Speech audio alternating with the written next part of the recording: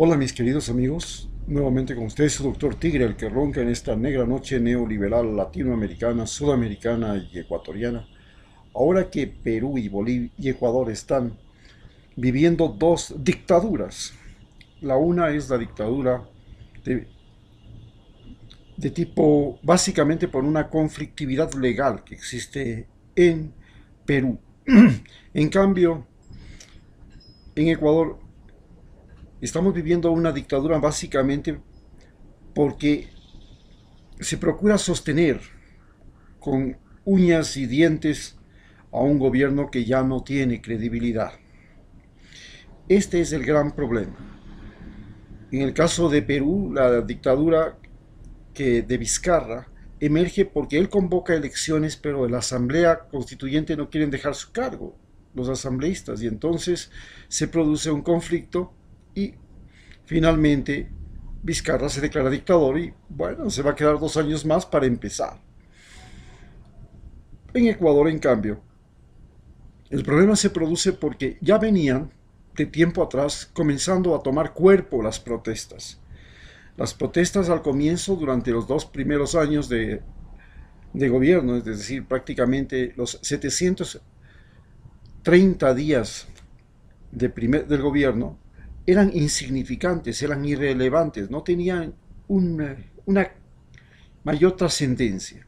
Pero a partir de los 730 días, comienza ya a tomar cuerpo la protesta en Ecuador.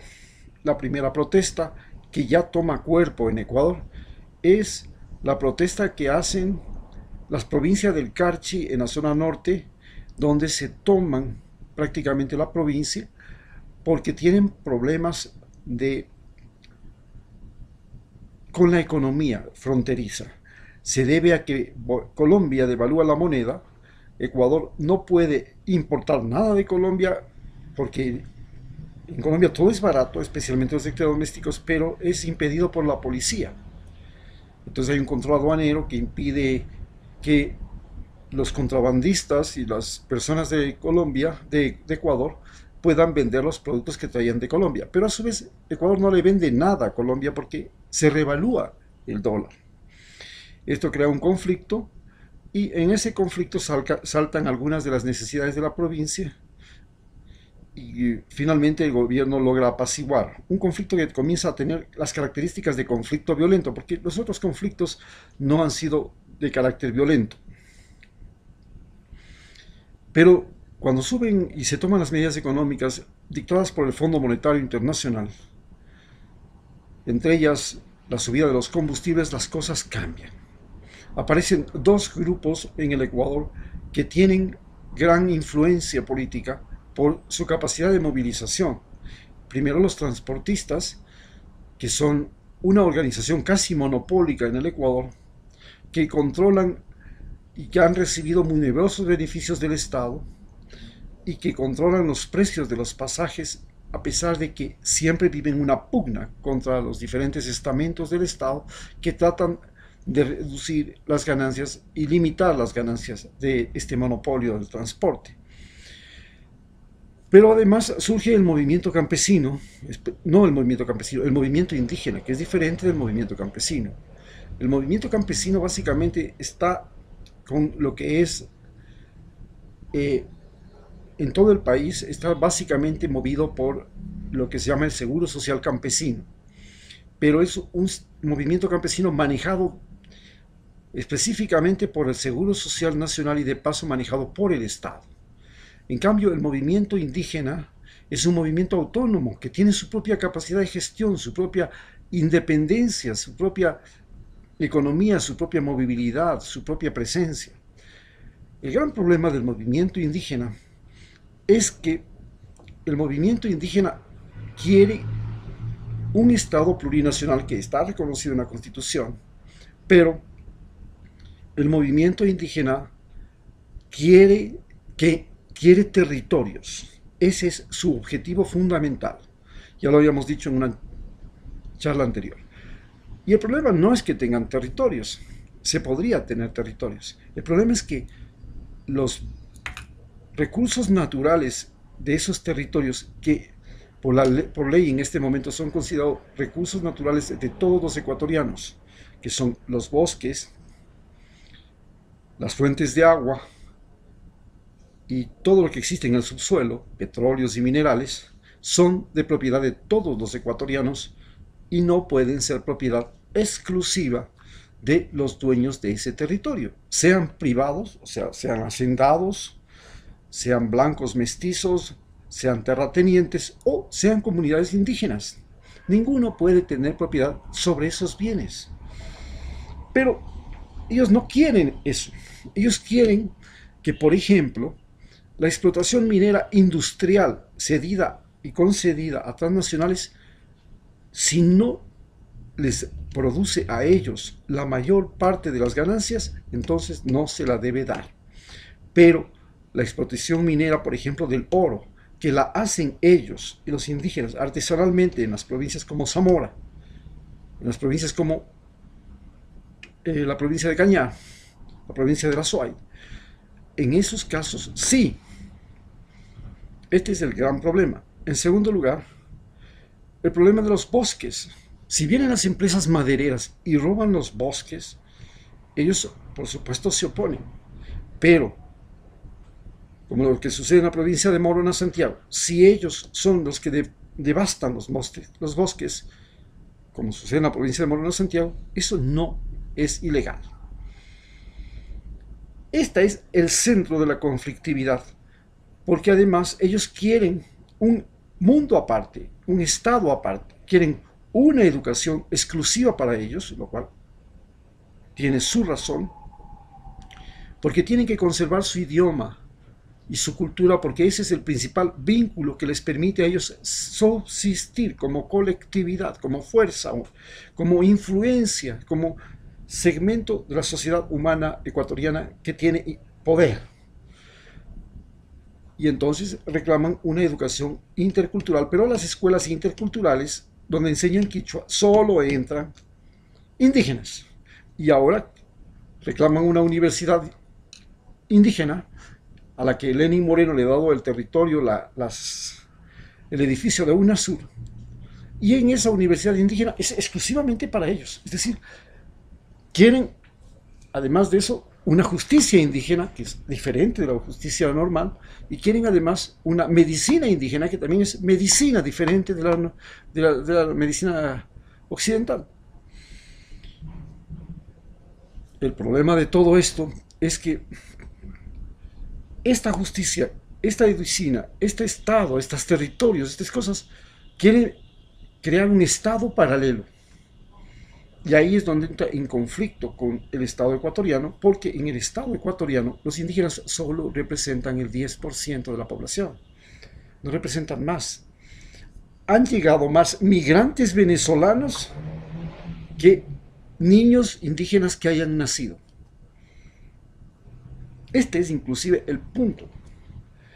Y esto, por supuesto, crea gran conflictividad. Por supuesto, en este momento, los indígenas se han sensibilizado frente a un problema generado por Lenín Moreno que hace insostenible su gobierno. ¿Por qué es insostenible su gobierno? Básicamente, su gobierno se vuelve insostenible. Primero, hablemos por la credibilidad de él. Él comienza a ganarse credibilidad en el país cuando anuncia una lucha contra la corrupción. Pero parte de un hecho contundente, parte de una traición. Es decir, va contra los principios de la moral judeo-cristiana que nosotros tenemos y que considera que el peor de todos los discípulos de Cristo fue Judas y que la peor acción que jamás hicieron los judíos contra otro judío fue traicionarle a Cristo y entregárselo a los romanos para que lo crucifiquen. En segundo lugar, convirtió a la mentira en el principal argumento de su gobierno, comenzando a mentir por todo innecesariamente, porque el problema de él es que psicológicamente él es un discapacitado que tiene una capacidad especial, porque los discapacitados tienen capacidades especiales, y su extraordinaria capacidad fue para mentir. Al comienzo, mentir con chistes y humor, crear lo que se dice el humor a través de la mentira, de la exageración. Pero después, la mentira se convirtió en parte de su personalidad. Y debido a sus condiciones físicas, a la mentira ahora le ha sumado un acto importante que es la cobardía. No tiene la capacidad de enfrentar las consecuencias de sus actos y procura esconderse. Cada vez que tiene problemas o sale del país o se va a Guayaquil como lo está haciendo ahora. Pero el asunto es salir corriendo, lanzar la piedra y salir corriendo, timbrar la puerta y salir corriendo, lanzar la piedra y esconder la mano. Esto es la clave de que haya perdido tanta popularidad. Se ha convertido en sí en algo que nos pone en evidencia que nosotros teníamos dentro de nuestra cultura ecuatoriana la hipocresía, la traición y la mentira como partes integrales de nuestro subconsciente colectivo. Y este nos ha hecho y nos ha revelado lo feo que somos nosotros como herederos de esa cultura de traición, mentira y cobardía. Y esto es lo que nos hace detestarle a él y al mismo tiempo cuestionarnos a nosotros mismos. Y por eso lo odiamos más, porque nos ha mostrado la verdadera cara de lo que había sido la cultura que heredamos de los españoles. Pero el otro problema ha sido el problema económico. El señor, cuando llegó, tenía un país en crecimiento. Había salido de un hundimiento después del terremoto del 16 de abril del 2016, que produjo un menos 1% de crecimiento, y cuando lo recibió con un crecimiento del más 1.7%. Es decir, en solamente un año Rafael Correa había logrado un crecimiento del 2.7%, extraordinario para América Latina. ¿Y cómo lo consiguió? De manera absolutamente increíble. Tenía encima las transnacionales que demandaban $1.000 millones, las petroleras, en pleno terremoto, para hacerle, como se dice acá, carga a montón, para hundirle más a Correa, fuera del terremoto que produjo más de $3.600 millones de pérdidas, y lo que costó no solamente las pérdidas, sino volver a dar a la gente carreteras, casas, escuelas, colegios, universidades, utilizar la fuerza laboral, darles trabajo, volver a sembrar las tierras, volver a reactivar la economía, volver a poner en circulación los vehículos, los motores, las máquinas. Todo eso logró, sin embargo, sacar a Ecuador de esa situación crítica, que es una prueba extraordinaria para cualquier presidente. Pero él recibe un país en crecimiento y desde ese momento comenzamos a decrecer. ¿Y por qué comenzamos a decrecer? Simplemente porque dijo una palabra que es psicológicamente muy perjudicial dentro del ámbito colectivo: austeridad. En el momento que usted le dicen austeridad, usted está diciendo que entonces ya no se va a poder continuar como como era antes. Y en el momento que no se va a poder continuar, se pregunta: ¿y qué es lo que van a quitar? Y claro, comenzaron a quitar primero los empleos públicos. Se fueron más del 30% de los empleados públicos a la calle. Se habla de que 22.000 empleados públicos fueron botados a la calle, y eso se consigue y se concibe como un logro de un gobierno, cuando es la cosa más estúpida. Cuando usted tiene logros, tiene que decir: ok, tenía 100 estudiantes, ahora tengo 1.000. Tenía 10.000 enfermos, ahora tengo 100, porque he logrado resolver los problemas de salud. Y tenía millones de gentes desocupadas, y ahora tengo más gente ocupada. Claro, dicen: pero tiene que ser por la empresa privada. ¿Por qué? Lo importante es que la gente trabaje. que la gente tenga trabajo. Y si el Estado es el que puede ser el empleador, gracias al cielo. Pero el Estado, ¿cómo hizo eso? Pues creando empresas, y creando empresas solventes, porque antes de Rafael Correa ninguna empresa era solvente. Pero llega y crea CNT, y CNT se convierte en la principal empresa de telecomunicaciones del país. Crea las hidroeléctricas, y la distribución eléctrica y la producción eléctrica se convierte en riqueza nacional, y exportamos energía eléctrica. Se convierte en educación, y la educación se convierte en una garantía de que los seres humanos no solamente van a aprender, sino que van a tener mejor nutrición, van a tener una mejor ética, un mejor comportamiento, y eso se traduce en respuestas económicas. Ya no tenemos tanto delincuente, ya no tenemos tanto criminal, ya no tenemos tanto violador. Salud significa que ya no tenemos tantos enfermos, ya no tenemos tantos taraditos, mongolitos, ya no tenemos tantos discapacitados, ya no tenemos tantos viejos abandonados, ya no tenemos tantos enfermos con cáncer, ya no tenemos tantos enfermos con enfermedades transmisibles, y eso se traduce en mejor población, mejor trabajo, mejor situación, menos sufrimiento para la familia, menos sufrimiento para el vecino, menos riesgo para la comunidad. Todo eso se echa abajo y se genera desempleo, cae el crecimiento, y aquella esperanza de que después de la austeridad vendría la bonanza se acaba. Ya nos avisan que el próximo año va a ser peor. Como consecuencia de eso, la gente comienza a ver crisis, porque no hay circulación del dinero. Tenemos dólares, y los dólares se comienzan a marchar del país porque se les permite a los empresarios sacar capitales en lugar de traerlos. Entonces se libera la salida de capitales. Se les permite a todo el mundo importar, y los importadores tienen un doble negocio. Traen cosas extranjeras, sacando los dólares del país, y se la prestan a usted a crédito. Y cuando usted no puede pagar, le caen con un juicio por mora, y le cobran los intereses de la deuda, más los intereses del juicio, los costos judiciales, y usted termina pagando y 2 y 3 veces. Se produce un sistema de explotación de los importadores. Y es así como la banca, todavía más, utiliza las tarjetas de crédito, y las tarjetas de crédito, todo el mundo se endeuda en tarjetas de crédito y se las regalan.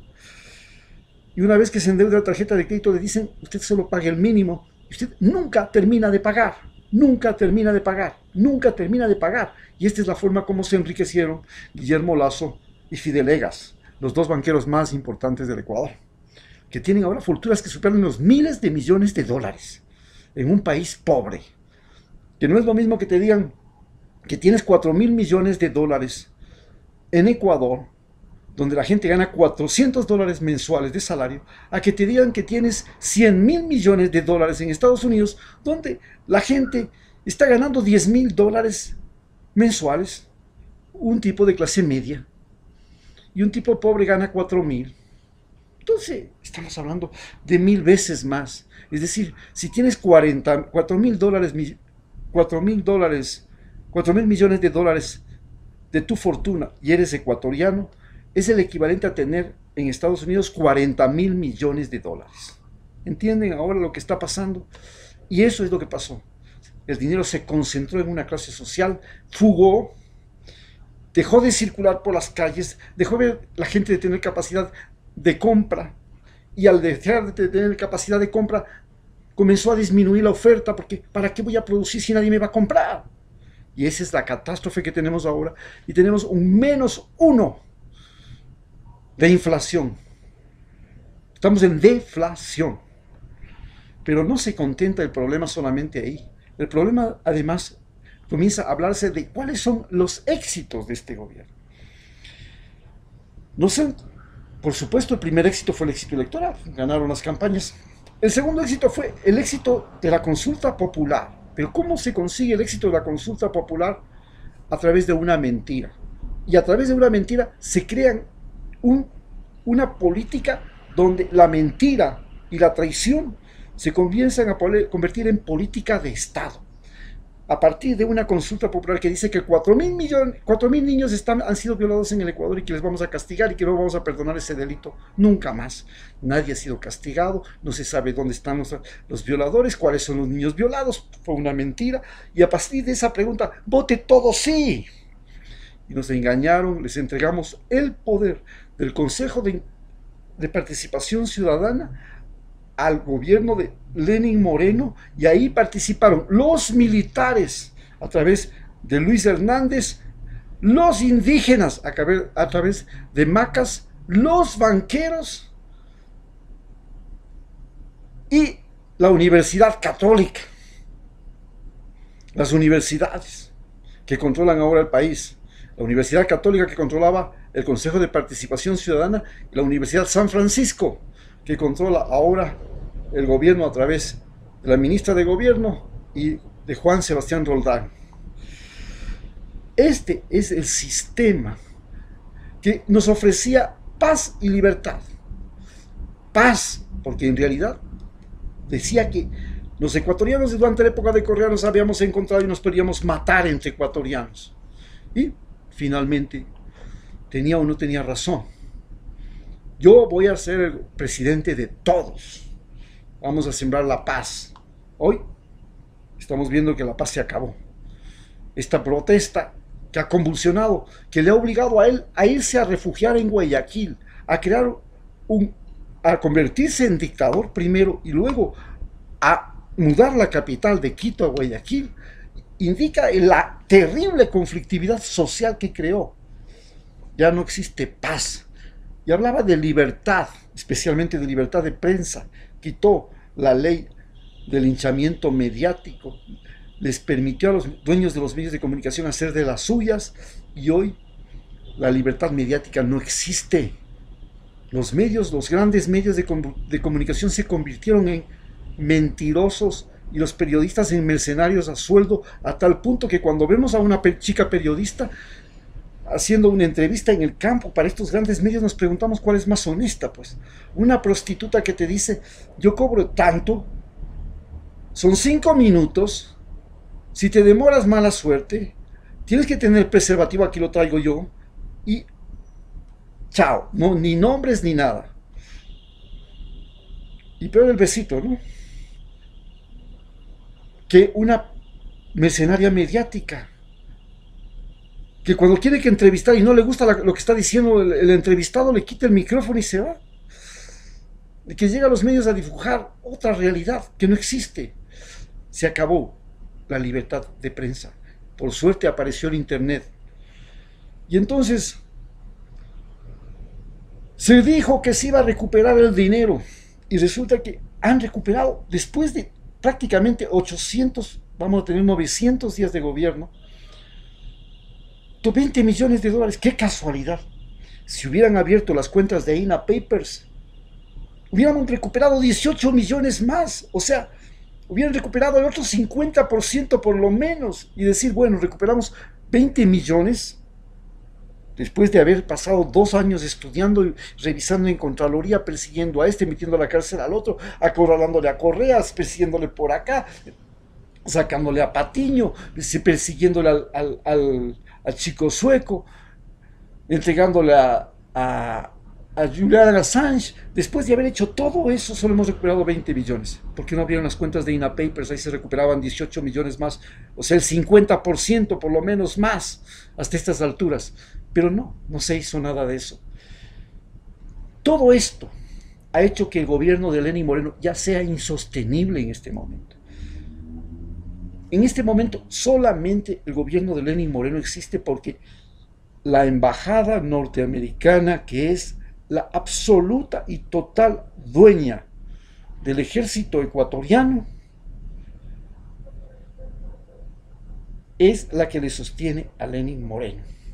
La segunda, los medios de comunicación, que están nuevamente en manos de la oligarquía y de los banqueros, son lo que les sostienen. Ellos han ganado $1.600 millones en un momento en que todo el Ecuador está jodido, menos ellos. Y la tercera razón por la que se sostiene es simplemente porque hay una oligarquía centrada básicamente en Guayaquil, patrocinada fundamentalmente por Nebot, Guillermo Lazo y toda la extrema derecha guayaquileña, que está con las agallas abiertas, que ya lograron colocar un vicepresidente y que están esperando la menor oportunidad para echarle abajo y apropiarse del poder. Y necesitan unas elecciones ya fraguadas, que ya las tienen, para poder llegar al poder. Esa es la situación que estamos viviendo y por qué hace insostenible ya el gobierno de Moreno. En este momento no tiene popularidad, vivimos una crisis y no ha cumplido con la eliminación de la corrupción, porque él mismo está incluido en ella, y que era la posibilidad de decir que ese era su mayor éxito. Apenas ha recuperado 20 millones, que todavía no sabemos ni siquiera si se ha recuperado, si no tienen que devolver, porque una de esas fueron que le quitaron al señor dueño de la más importante empresa de internet del país. Y resulta que la empresa de internet del país no hizo ningún negocio malo. Ahí creo que habían 8 millones o algo más. Y ahora están en juicio y resulta que tienen que devolverle de los 20 millones, ya tienen que devolverle 8. Porque no había hecho ninguna cosa incorrecta. Esta es la situación que está viviendo el Ecuador. Y ahora tenemos que entender cuál es el conflicto. No solamente porque los transportistas fueron el detonante, porque los indígenas son ahora el motor social de cambio y porque es insostenible el gobierno. Muchas gracias.